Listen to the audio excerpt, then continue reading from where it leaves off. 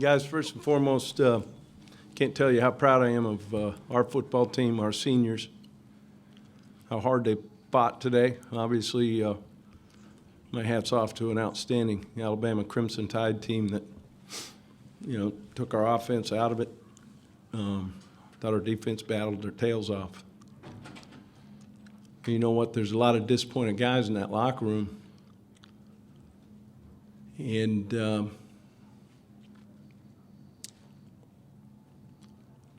was good to see. Because as you go through life, you got ups, you got downs. Sometimes when you've invested as much as our guys have in a commitment to each other. I don't think there were a lot of people around the country that thought that we would be playing in this football game. And they never backed down. We're a program on the rise, we're a program on the build. These seniors and guys that are going to come out early,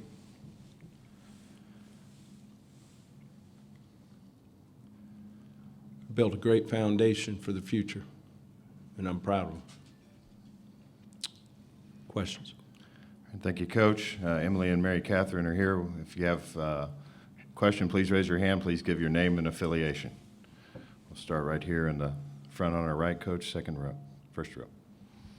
Zach Appleverde, Gainesville Sun. Jim, Zach, you look up pretty good there in the tie, man. SEC championship. I like it. You know what? That's all part of it. That's all part of it. It's a business trip. Absolutely. Outstanding. Obviously, a really good effort from your defense for the most part of the game. And it was kind of seen this movie before where they kind of just wear down with the offense not being able to move the ball. How disappointing is that for you as a coach to see that effort kind of go to waste again? It's not disappointing. You look.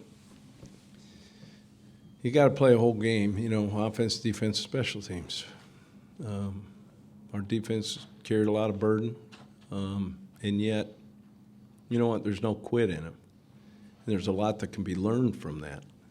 So, yeah, I'm disappointed, and probably should have, could have taken a few more shots. Tried to stretch the field a little bit more. Protection was an issue against this front, which we kind of knew going in, but they worked their tails off, and we're going to have a good football team here, and a lot of them in the future. And then after the FSU game, you said Kelvin was a bright spot in the offense, and it sounded like he was a guy you hoped you could lean on. Yeah, they shoot, guys. They won the line of scrimmage. I mean, that's what big, strong, highly recruited guys do, and that's why we're getting on the road as soon as we leave right now.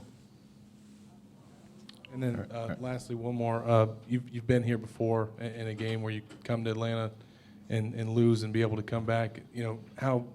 I think, as I said, part of it is the discovery of this football team. What have we discovered? The taste of being here, you can't put a price tag on that. Because the thirst to get back becomes oh so great. And yet, there's a lot of things in life that are very similar. It's what you learn from it. And moving forward, we're going to find out where we're going to go, who we're going to play. We're going to go get some ball practices in, take some finals, and make whatever bowl chooses to bring the Gators proud. Okay, we'll go right behind him in the second row. Yeah, Jim, Dan Wolkin, USA Today. Hey, Dan.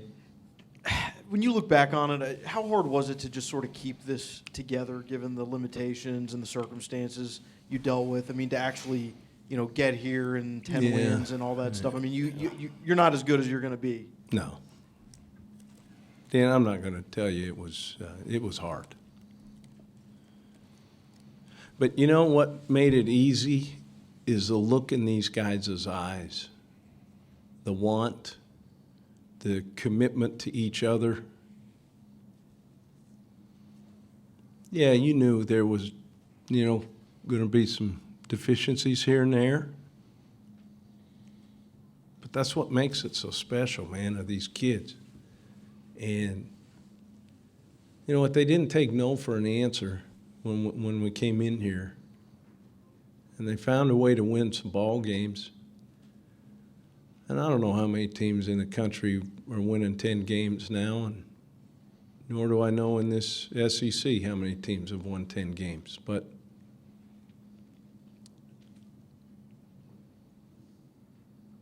I just can't tell you how proud I am of these players and the commitment they've made to each other and to this university.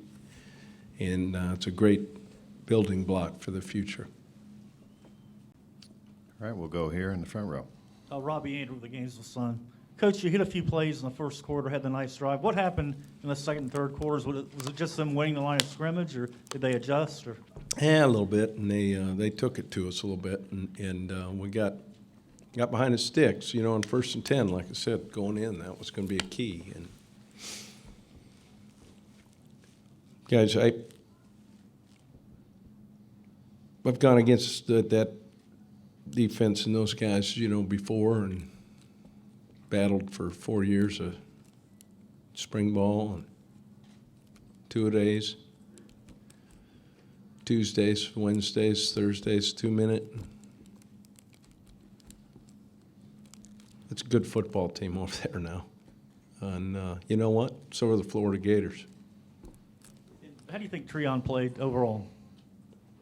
I mean, I'm sure he missed some throws and missed some plays, but he competed his tail off. He was in it.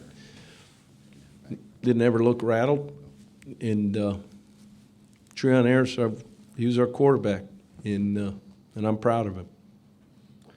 The Florida locker room is open. It's been open a few minutes. We have time for a couple more. We'll start over on the right. Jesse Simonton, Hey, Miami Jess. Herald. Special teams kind of continue to be kind of a Jekyll and Hyde. Just Yeah. how frustrating the highs and the lows there. Oh, guys. We threw a no-hitter on the first overloaded punt block that we practiced like 10,000 times, it seems like, in practice.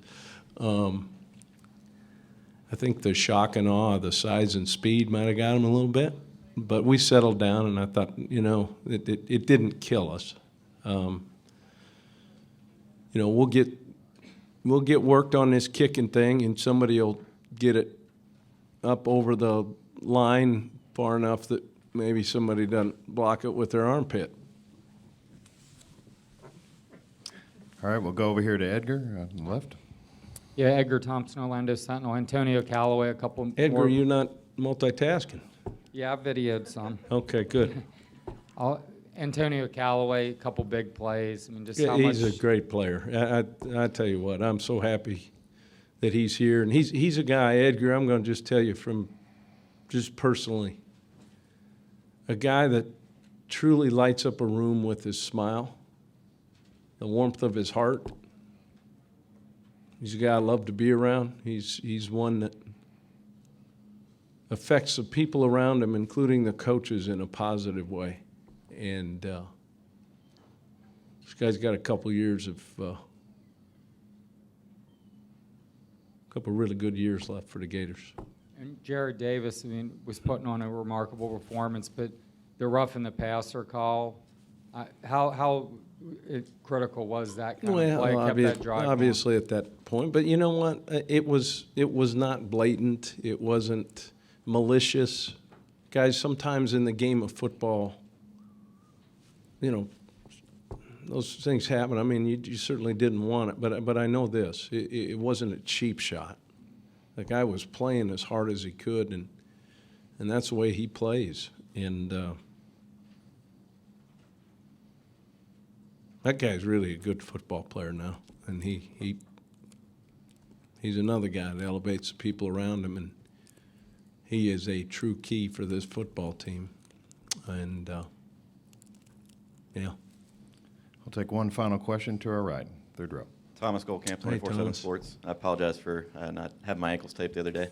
You're all right, buddy. You talked about this being a building block for the program. What's kind of your message going forward into the bowl and into the offseason? Well, you know what? It's an opportunity again to get ourselves a little bit better and get a lot of guys some work as we move into spring ball and then forward into the summers and then on to next two-a-days. And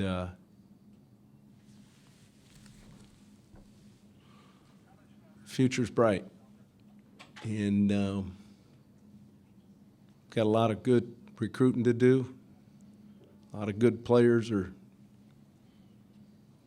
coming and going to want to come. And I'm excited about it. And as we get out tomorrow, there's a lot to celebrate. There's a lot of momentum. And as I go back, what these players have done to band together and do what they did for the Gators, it's pretty darn cool now. All right, Thanks. thank you, Coach.